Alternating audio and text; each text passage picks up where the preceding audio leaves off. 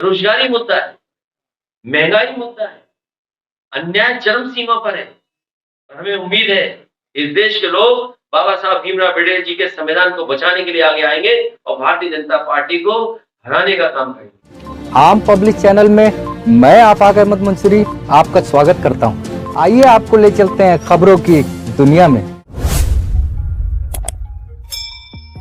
चुनाव आ गया है, 100 दिन भी नहीं बचे, इसलिए पूरी तैयारी के साथ हमारे कार्यकर्ता संगठन के सभी पदाधिकारी मिलकर काम करेंगे। उत्तर प्रदेश में सबसे बड़ी भूमिका समाजवादी पार्टी निभाने जा रही है। हमें अपने संगठन पर पूरा भरोसा है कि समाजवादी पार्टी के कार्यक्रम, नीतियों, फैसलों को जनता तक पहुंचाने का काम करेंगे। ये बातें सोमवार को समाजवादी पार्टी के राष्ट्रीय अध्यक्ष अखिलेश यादव ने कही। वे सपा मुख्यालय में पार्टी नेताओं की बैठक के बाद पत्रकारों के सवालों का जवाब दे रहे थे। अखिलेश यादव ने कहा कि भाजपा के पास संसाधन की कमी नहीं है। प्राइवेट कंपनी एजेंसी को उन्होंने हायर कर रखा है। बूथ मैनेजमेंट के लिए अलग कंपनी है। लड़ाई बड़ी है, इसलिए हम अपने संगठन के लोगों से अपील कर रहे हैं कि हमारे कार्यकर्ताओं और नेताओं को जिम्मेदारी दें, उसको बूथ दें। देश के प्रधानमंत्री ने कहा कि बुंदेलखंड में मिसाइल बनेगी, टैंक बनेंगे, क्या बना? जितना समाजवादियों की सरकार में अच्छे काम हुए थे सब खराब कर दिए। अखिलेश यादव ने किसानों की आत्महत्याओं को लेकर भाजपा सरकार पर निशाना साधा। उन्होंने कहा कि एनसीआरबी के आंकड़े बताते हैं कि जब से देश में भारतीय जनता पार्टी की सरकार आई है, पूरे देश में 1 लाख किसानों ने आत्महत्या की है। हमारी सीमाएं असुरक्षित हो गई हैं। अन्याय चरम सीमा पर है। हमें उम्मीद है देश के लोग बाबा साहब के संविधान को बचाने के लिए आगे आएंगे और भाजपा को हराने का काम करेंगे। सपा अध्यक्ष ने कहा कि जब उद्योगपतियों का 10 लाख करोड़ का कर्ज माफ कर सकते हो, जब से नोटबंदी हुई है बैंकें पैसों से भरी पड़ी हैं, इसलिए समाजवादी पार्टी इस पक्ष में है कि किसानों का कर्ज माफ हो। अपने प्रेस के साथियों का नहीं कि आप लोगों से लगातार हमें मिलने का मौका मिलता है और आप लोग भी हमारी बात जनता तक पहुंचाते हैं। मुझे उम्मीद है इस लोकतंत्र को मजबूत करने के लिए समाजवादियों की बात जनता तक आपके माध्यम से पहुंचती रहेगी। और जितना हम समाजवादी लोग प्रयास कर रहे हैं लोकतंत्र को बचाने के लिए, हमें पूरा भरोसा है अपने ईमानदार निष्ठावान पत्रकारों पर और चैनल के साथियों पर। इस लोकतंत्र को बचाने में उनकी भी भूमिका महत्वपूर्ण। हमारी पार्टी के फिलहाल महानगर अध्यक्ष आए हैं। पार्टी की तरफ से निर्देश लगातार जा रहे हैं, उसी की समीक्षा को लेकर के हम लोग बैठे हुए और अपने अध्यक्ष और महानगर अध्यक्षों से सुझाव भी मांगे। चुनाव आ गया है, अब 100 दिन भी नहीं बचे, इसलिए पूरी तैयारी के साथ सेक्टर, बूथ और हमारे कार्यकर्ता और संगठन के सभी पदाधिकारी मिलकर के उत्तर प्रदेश में सबसे बड़ी भूमिका समाजवादी पार्टी निभाने जा रही है। और हमें अपने संगठन पर पूरा भरोसा है कि समाजवादी पार्टी के हर कार्यक्रम को, हर नीति और फैसले को जनता तक पहुंचाने का काम करेंगे। हाल ही में जो वोटर लिस्ट को लेकर के हमारे अध्यक्षों ने काम किया है, इनके कई साथियों ने बहुत अच्छा काम किया है। कुछ शिकायतें भी आई हैं और हमें उम्मीद है कि जब वोटर लिस्ट फाइनल छप करके आएगी, उस समय गांव स्तर पर, बूथ स्तर पर लगातार अधिकारियों से संपर्क रख करके वोट कहाँ कटा है, कहाँ पड़ा है, उस पर पूरी जिम्मेदारी से काम करेंगे, क्योंकि भारतीय जनता पार्टी हर तरह से हस्तक्षेप करेगी। आयोग को भी कहीं न कहीं दबाव में लेगी। जो अधिकारी हैं वो भी कभी कभी भारतीय जनता पार्टी के रूप में काम करते हैं, इसलिए हर तरफ संगठन के लोगों को नजर रखनी पड़ेगी। और आने वाले समय में जो गठबंधन या गठबंधन के साथ जो दल साथ लड़ेंगे, हमारी पार्टी के सभी कार्यकर्ता, नेता, साथी मिलकर के जो जहां लड़ेगा वहां उसकी पूरी जिम्मेदारी से मदद करने का काम करेंगे। यही लोग हैं जो लगातार मैदान में रहेंगे और हमारे सभी प्रदेश के और राष्ट्रीय पदाधिकारियों की जिम्मेदारी बूथ वाइज बांट करके उनको जिम्मेदारी दी जाए। हो गया। एक महीना नहीं, 100 दिन। सुझाव जो आए हैं वो हमने ले लिए हैं, वो सुझाव आपको बताने की जरूरत नहीं है। अध्यक्ष जी, मायावती जी का एक ट्वीट आया है जिसमें उन्होंने मैं 2019 कहूंगा आप ट्वीट मत करिए, एक्स पर पोस्ट जी, किया है हाँ। मायावती जी ने। एक्स पे कुछ पोस्ट किया है। जी जी। सवाल खड़े कर रहे हैं। अब मुझे तो ये समझ में नहीं आता है कि समाजवादियों के अच्छे कामों को कभी हाईलाइट ही नहीं करते हैं। समाजवादियों का कहाँ नुकसान होगा वो बहुत हाईलाइट करते हैं। एक्स हम पढ़ना छोड़ दिए, कुछ एक्स हम पढ़ते ही नहीं, मायावती ने भी यही कुछ लोगों का हम पढ़ते ही नहीं। उसमें मायावती भी है, उसमें मायावती भी है जिनका नहीं पढ़ते हैं। बहुत से लोगों का नहीं पढ़ते। अगर आप कहोगे तो आपका भी चैनल का सूची में डाल देते हैं। लेकिन जब सूची आप जारी कर दे रहे हो, कौन कहाँ लड़ेगा, आप कर दे रहे हो, तो हम अध्यक्ष और महानगर जो पदाधिकारी हम लोग बैठ के क्या कर रहे हैं? अगर चैनल ही सूची जारी कर रहा है तो हम चैनल से रिक्वेस्ट कर लिया करें, उन्हीं से राय मशवरा ले लिया करें। भाई चैनल वाले तो मदद दूसरे दल की करते हैं, हमारी थोड़ी करते हैं। भाई हमें तो अपनी पार्टी के संगठन के लोगों पे भरोसा करना पड़ेगा। हमारे पास कोई एजेंसी थोड़ी है, कोई सर्वे वाली एजेंसी नहीं है, कोई बूथ मैनेजमेंट की एजेंसी नहीं है हमारे पास, कोई बहुत बड़े इलेक्शन जो लड़ाते हैं वो नहीं हमारे पास है, और न वो संसाधन है जो हम जुटा पाए। तो इसलिए अपने संगठन के माध्यम से ही हम लड़ पाएंगे। और सबसे बड़ा सवाल है कि ये विकसित भारत का सपना दिखा रहे हैं और हमारे किसान की आय दोगुनी होनी थी। क्या विकसित भारत में हमारे किसान की आय दोगुनी नहीं होगी? क्या ये विकसित भारत जो प्रधानों से पैसा लेकर के कार्यक्रम हो रहा है उसमें हमारे नौजवान की नौकरी रोजगार नहीं मिलेगा? ये बीजेपी के लोग कभी भी सम्मान की नौकरी, सम्मान का रोजगार नहीं दे सकते। हम अपने नौजवानों को भरोसा दिलाना चाहते हैं, जब कभी समाजवादी सरकार आएगी तो अपने नौजवानों को और उत्तर प्रदेश के नौजवानों को सम्मान वाली नौकरी दिलाने का काम करेंगे। मायावती ये जो पढ़ाई लिखाई करने के बाद उन्हें कोई सम्मान की नौकरी नहीं है, अच्छी अच्छी डिग्री हासिल कर ली, उसके बाद उनके पास कोई नौकरी नहीं है। आप कह रहे हो कि हमने इन्वेस्टमेंट बढ़ा दिया, क्या इन्वेस्टमेंट आया आपका? 40 लाख करोड़ का बताइए इन्वेस्टमेंट की क्या है आपका? आपने सदन में कहा कि 40 लाख करोड़ का एमओयू है, क्या एमओयू को लेकर के धोखा नहीं हुआ? एमओयू की इमेज लगाओ जरा पीछे, अभी इमेज लगाइए, जो हम लोगों को अखबारों के माध्यम से, आपके माध्यम से जानकारी मिल रही है। जो एमओयू किए वो जमीन पे नहीं पहुंचे, तो जब जमीन पे नहीं पहुंचे तो नौकरी रोजगार कहाँ होगा? और महंगाई कितनी बढ़ती जा रही है, लगातार महंगाई बढ़ती चली जा रही है। पेट्रोल, डीजल, हर चीज की महंगाई, जीएसटी और महंगाई बढ़ा रही है। हमारे चाहे किसान हो चाहे कारोबारी हो, जीएसटी से सब परेशान है। जीएसटी महंगाई बढ़ा रही है। और मैंने कल भी कहा था, फिर कहता हूं कि ये महंगाई और मुनाफा, ये मुनाफा नहीं छोड़ रही सरकार। ये लगता है पार्ले जी से सीख ली है कि जैसे जैसे उन्हें मुनाफा अपना कम नहीं करना था, महंगाई बढ़ी, लेकिन उन्होंने मुनाफा बढ़ाने के लिए अपना पैकेट छोटा करते चले गए। मुनाफा कम ना हो इसलिए पैकेट छोटा होता चला गया। वही सीख लिया भारतीय जनता पार्टी ने। पहले खाद की बोरी में से 5 किलो निकाला, अब सुनने में 5 किलो और निकाल लिया। अगली बार सरकार आएगी तो और निकाल लेंगे 5 किलो, बोरी उतनी ही, लेकिन हर बार 5 किलो कम कर देंगे। ये अपना मुनाफा कमा रहे हैं, और ज्यादा मुनाफा कमाना भी भ्रष्टाचार है, ज्यादा लाभ लेना भी भ्रष्टाचार है। तो क्या ये सरकार नहीं करा रही जानबूझ करके? नोटबंदी से भ्रष्टाचार खत्म हो जाएगा। पूरी सरकार लगी है पैसे लूटने में, जिसको जहां मौका मिल रहा है वो लूट रहे हैं। ऐसा लूट रहे हैं लग रहा है कि अब सरकार जाने वाली है। सरकार बताएगी 40,000 करोड़ रुपए खर्च हुआ है गड्ढा मुक्ति में। पूरे प्रदेश के हमारे जिलाध्यक्ष आए, कितना गड्ढा मुक्ति होगी? और बिजली का एक कारखाना नहीं शुरू किया इन्होंने। ये हमारे अध्यक्ष आए, एटा के भी अध्यक्ष, वो देखते हैं कितनी बड़ी चिमनी लगी हुई है एटा में। ये अपने कानपुर के लोग आए, जानते हैं, हमीरपुर जाते होंगे, महुआ जाते होंगे, देखते हो कितना बड़ा निवेल इग्नाइट का कारखाना लगा है।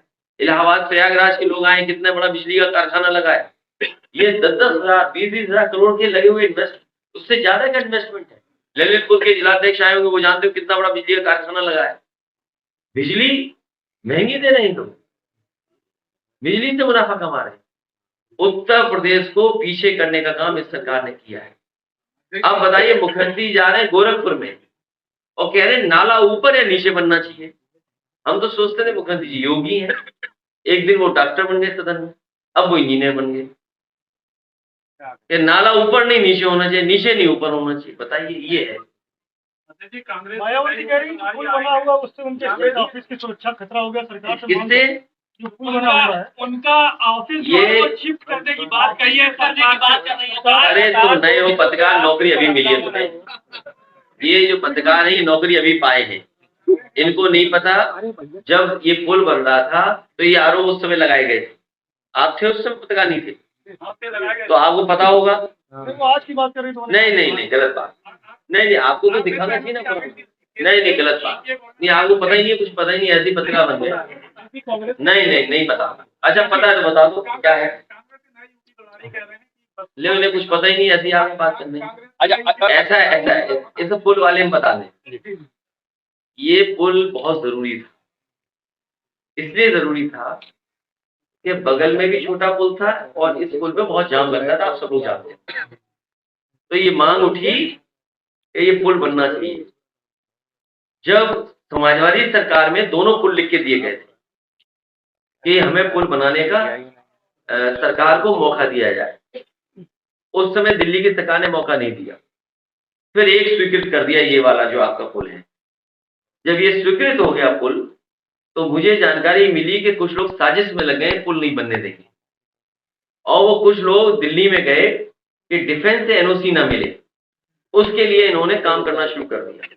लेकिन मुझे खुशी है कि उस समय के लेफ्टिनेंट गवर्नर और लेफ्टिनेंट जनरल और आर्मी के लोगों से जब हमने बात अपनी रखी और पक्ष रखा, तो वो सहमत हुए।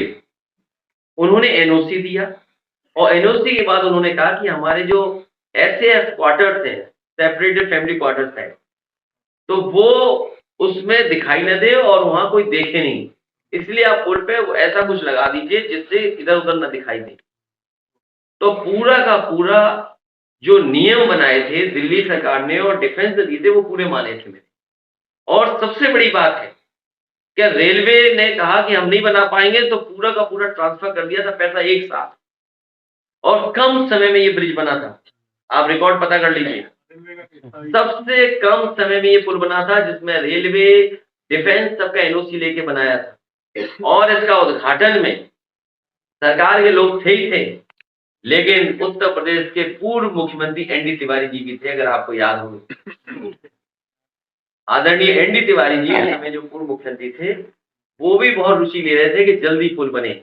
कभी कभी रात में वो देखने जाते थे, अगर पुराने पत्रकार साथियों को याद होगा।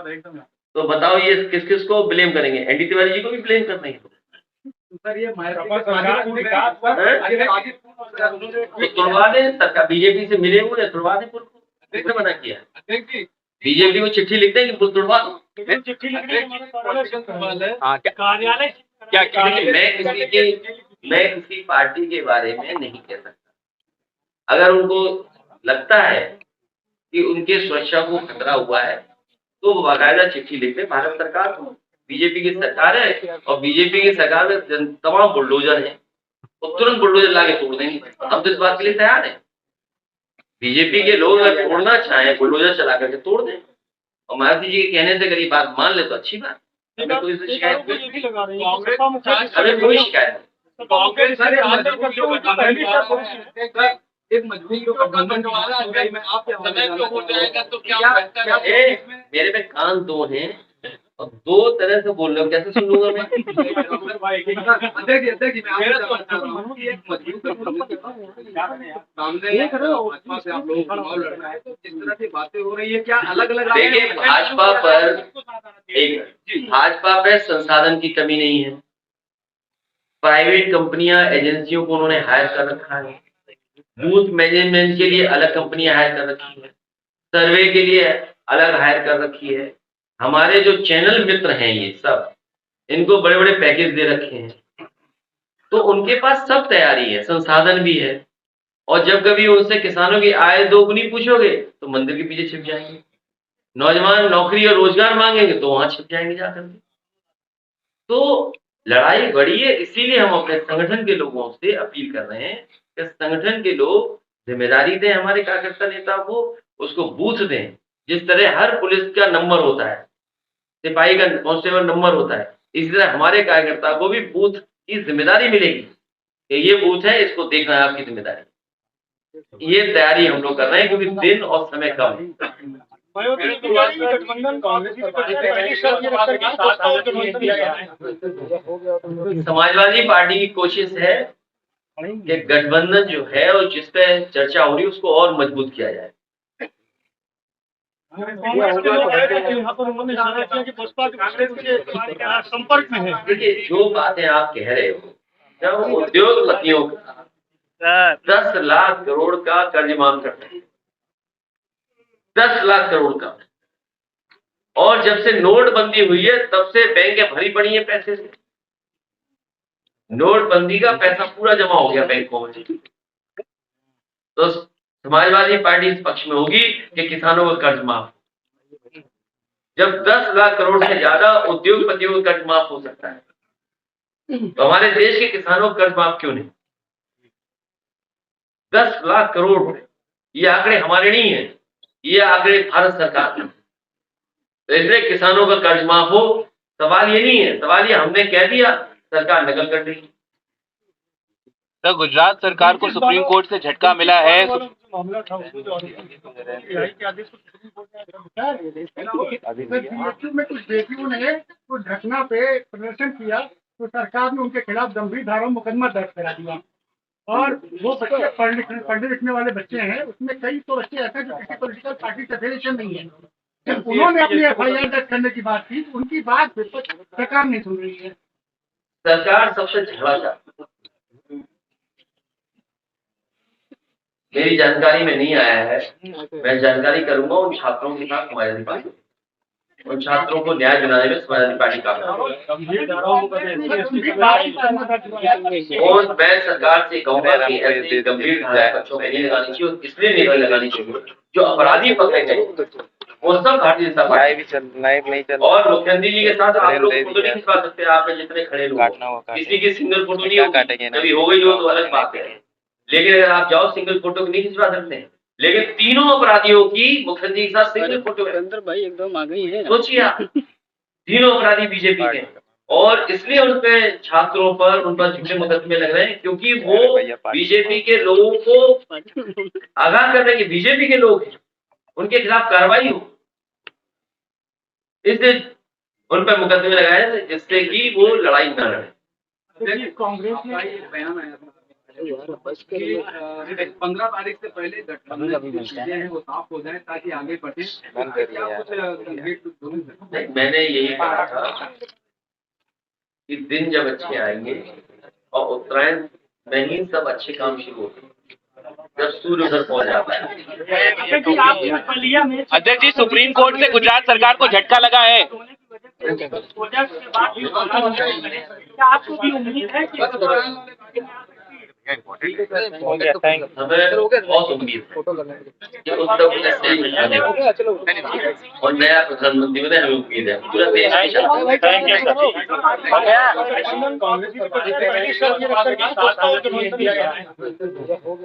समाजवादी पार्टी की कोशिश है कि गठबंधन जो है और जिस पे चर्चा हो रही है उसको और मजबूत किया जाए। कांग्रेस के लोग आए थे यहाँ पर, उन्होंने इशारा किया कि बसपा के कांग्रेस के संपर्क में है। देखिए, जो बातें आप कह रहे हो वो इंडिया गठबंधन की बैठक में नहीं थी। अगर इंडिया गठबंधन में ऐसी कोई बात रही होती तो हमें पता होता।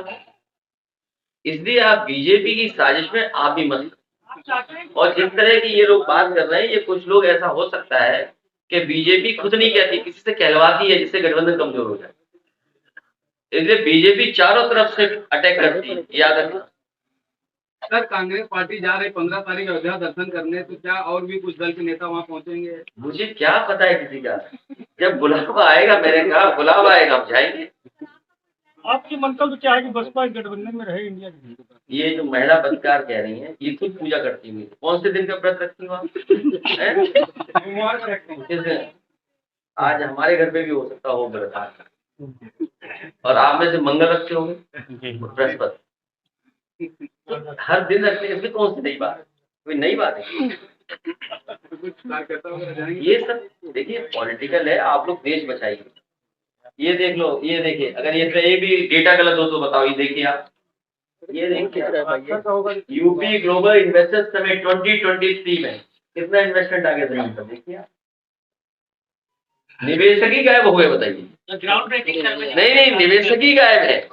मैं अपने पत्रकार साथियों से कहूंगा कि जो निवेशक गायब हुए उनको तो पता करवाओ ना, उनके नाम चलाइए ब्रेकिंग न्यूज में, तो शायद वो दोबारा के इन्वेस्ट कर जाए यूपी में। निवेशक ही गायब हो गए जिन्होंने एमओयू किया। दिसंबर में कुछ होना था लेकिन देखिए, ये हमारे बुंदेलखंड के भी अध्यक्ष वगैरह बैठे होंगे, आपको पता होगा देश के प्रधानमंत्री जी आए, उन्होंने कहा यहाँ पर मिसाइल्स बनेंगे, एयरक्राफ्ट बनेंगे। क्या बनाए? आपने कभी जाना इस बात को? अभी अखबार में मैंने एक दिन पढ़ा कि सरकार ने निर्देश दिए कि हर जिले में जमीन एक्वायर की जाए। जब 3 साल पूरे हो जाएंगे तो जमीन एक्वायर करेंगे आप, तो आपका इन्वेस्टमेंट कब आएगा? तो आपकी आधी अधूरी तैयारी थी, कोई तैयारी नहीं थी आपकी। और फिर सरकार ये बताए कि किस इंडस्ट्रियल पॉलिसी के तहत इन्वेस्टमेंट आया है, और जो इंसेंटिव्स आपने दिए थे, जो इंसेंटिव्स आपने अलाउ किए थे या आपने अपनी इंडस्ट्रियल पॉलिसी के अंदर लाए थे, उसमें कितने इंडस्ट्रियलिस्ट को आपने इंसेंटिव दिया है? बजट में था क्या वो पैसा? तो असली बात तो आप बोलते नहीं हो। आप पूछिए उनसे कि इंसेंटिव कितने इंडस्ट्रियल हाउसेस को आपने दिया। अगर आपने इंसेंटिव नहीं दिया, इसका मतलब कोई इन्वेस्टमेंट आपके यहाँ नहीं आया। और जितना समाजवादियों की सरकार में अच्छे काम हुए थे, सब खराब हुए। 2024 के चुनाव में सबसे बड़ा मुद्दा क्या होगा? क्या राम मंदिर होगा उसमें? महिलाओं की सुरक्षा। और जब से भारतीय जनता पार्टी की सरकार आई है, पूरे देश में 1 लाख किसानों ने आत्महत्या की। ये आंकड़े मेरे नहीं हैं, एनसीआरबी के आंकड़े हैं। एनसीआरबी के आंकड़े बताते हैं कि पूरे देश में जब से भारतीय जनता पार्टी की सरकार आई है, 1 लाख किसानों ने आत्महत्या की। और हमारी सीमाएं असुरक्षित हो गई है। जो 1962 के युद्ध की मेमोरियल था, वो सुनने में आया चीन की फौज ने तोड़ दिया। जहां तक चीन की फौज जाना चाहती थी वहां बैठ गई है जाकर के, चाहे वो आपका लद्दाख हो। सुनने में यहां तक आ रहा है कि भूटान के हिस्से को भी कब्जा कर लिया। ये मुद्दे हैं। बेरोजगारी मुद्दा है, महंगाई मुद्दा है, अन्याय चरम सीमा पर है। आपका बुलडोजर पे वोट पड़ेगा कि बाबा साहब भीमराव अम्बेडकर संविधान बचाने के पे वोट पड़ेगा? और हमें उम्मीद है इस देश के लोग बाबा साहब भीमराव अम्बेडकर जी के संविधान को बचाने के लिए आगे आएंगे और भारतीय जनता पार्टी को हराने का काम करेंगे। ये हमारे मुद्दे हैं। अगर आपने हमारे चैनल को सब्सक्राइब नहीं किया है तो आम पब्लिक चैनल को सब्सक्राइब कीजिए और हाँ, बेल आइकन जरूर दबाइए।